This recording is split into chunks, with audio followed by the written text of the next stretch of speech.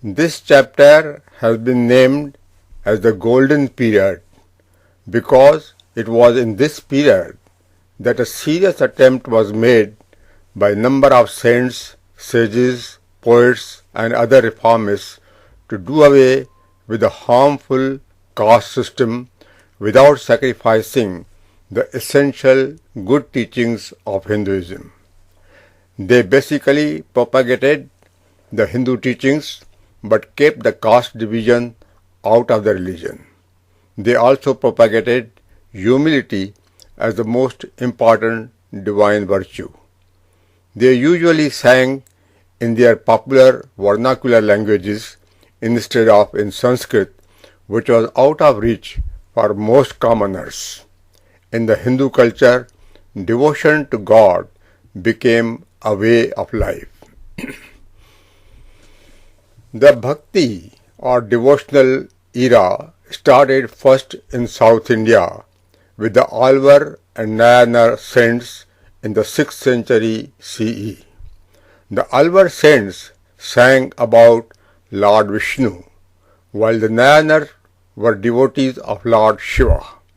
The Alvar saints developed an emotional and personal relationship with God.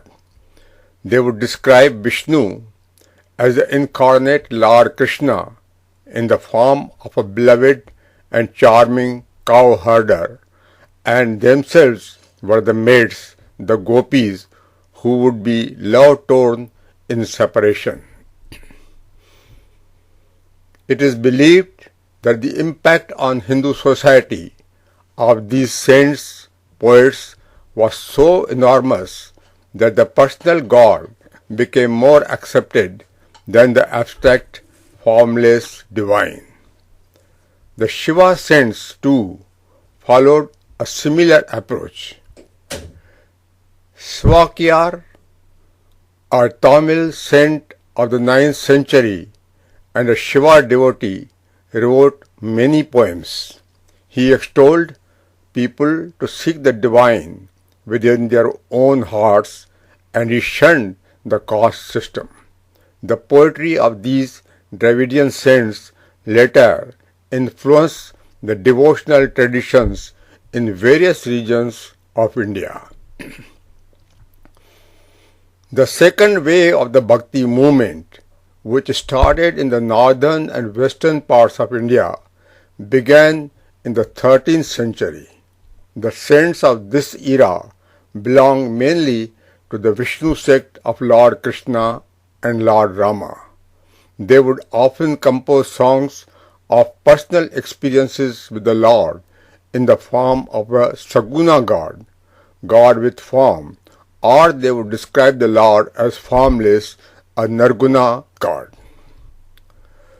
The devotees of Saguna worship would treat the idols of God, the Murtis, in a most intimate manner. With the devotional worship, there was yet another change in the Hindu theological practice. The physical body, the emotions, and the embodied form of the Lord, which could be seen and worshipped, subtly replaced the soul's abstract world of the Vedic rishis. The practice of devotion, however, started very early, perhaps from the period of the Saraswati Harappa civilization. In the Svetasvatra Upanishad, there is mention of devotion to God Rudra Shiva. The Dravidian culture also shows an abundance of devotional aspects in the form of temple worship.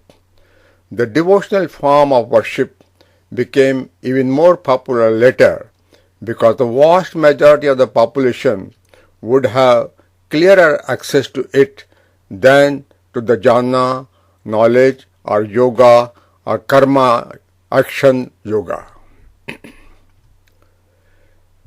3 steps of the bhakti have been described.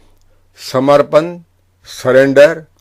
This often begins with the worship of the idol, the murti. Sambandh, relationship with God. there is a bond of love for God. Chintan, thinking and meditating on the divine, when a person sees God in all beings and in all situations. Bhakti worship often became a prayer with passion. Such was the overwhelming sway of this mode of benediction that saints like Shankaracharya, Kabir and Narsi Mehta candidly declared that they did not wish for moksha or salvation anymore. They would rather be happy to remain in the bliss of singing songs of glory of the divine. These devotional saints in turn created their own traditions and sects, sampradayas in Hindu society with a great variety of attitudes and disciplines. A number of devotional saints, a few of which are described in this chapter, entranced the followers during this period with their spiritual songs or bhajans, which have become extant in Hindu society. Even today, people render these devotional songs with great passion and feeling.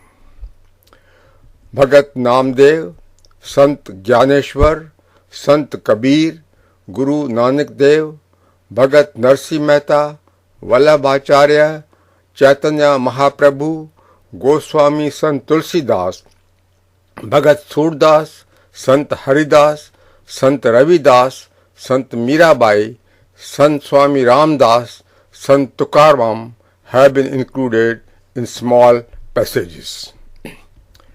In Hindu tradition, dynamic approach has often overcome the dogmatic status.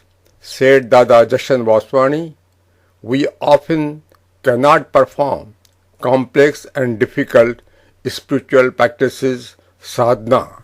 We are not able to raise our kundalini from the lower to the higher chakras. Then we may just surrender to God. This is the essential philosophy of devotion and surrender.